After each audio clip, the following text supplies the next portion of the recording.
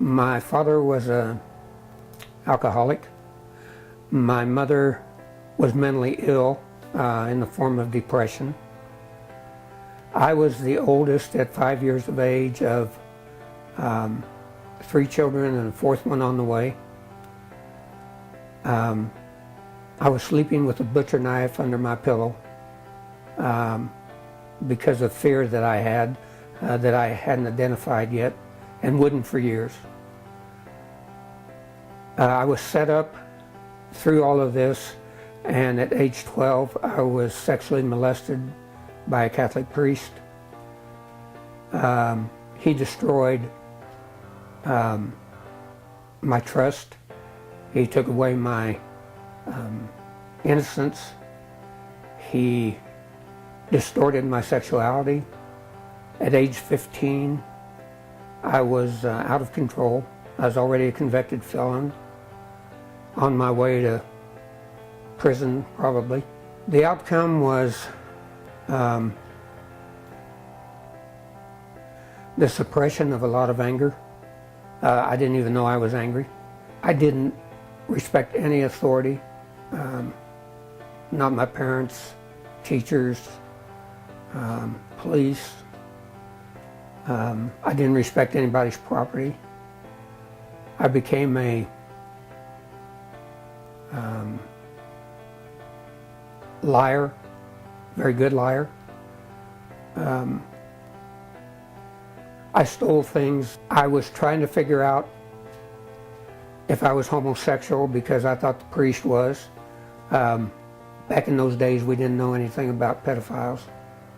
I didn't have anybody to talk to. And so I was just kind of a lost soul. This is in the 1950s, 1954, when the priest molested me. Not trusting people. I really didn't. I just held it in. I didn't know who to talk to. For all I knew, this was something every kid in the world went through. I didn't know any different. Nobody talked about these things.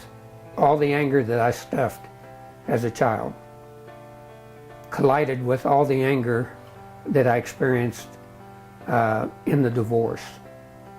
A burst of anger directed at God. Well, I already thought that he was a tyrant and was waiting for me to do something wrong.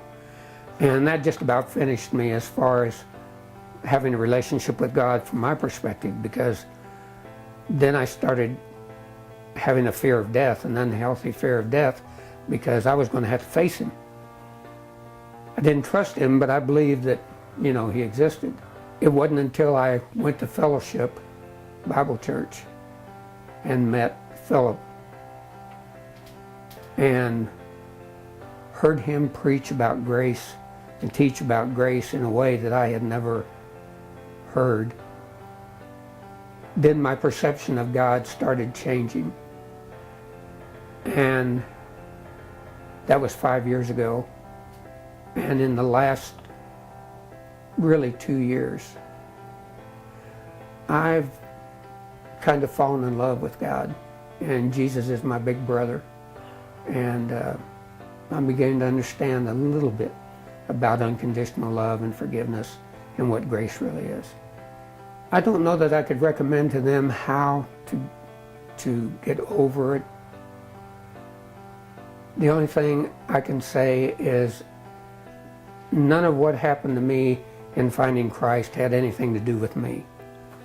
It was all about him leading me and directing me, bringing people into my life, circumstances in my life, intervening in ways that really blew my mind, and then eventually putting Philip Wright in my life because he had a heart for people like me. I will say this: you're a victim. I will tell you that Jesus Christ was sexually abused when he was stripped in front of his mother, his brothers, his apostles, his friends, and his enemies, and he was hung on the cross naked. I know we see him on the cross with a cloth around his waist, but it wasn't there. He was abused. He understands your abuse. What he doesn't want you to do is hold it inside and not talk to anybody. You can talk to me. I'll be glad to give my phone number, email address. I'm an open book, very transparent. And I don't care if it's 2 in the afternoon or 2 in the morning. If you want to talk to me, you can. But find somebody. And if you're not a Christian, I urge you to accept Jesus Christ as your Savior, because He's the one that loves you. He's the one that can heal you. He's been with you all along. You just don't know it. But there's people in this church who love you, and they're here for you.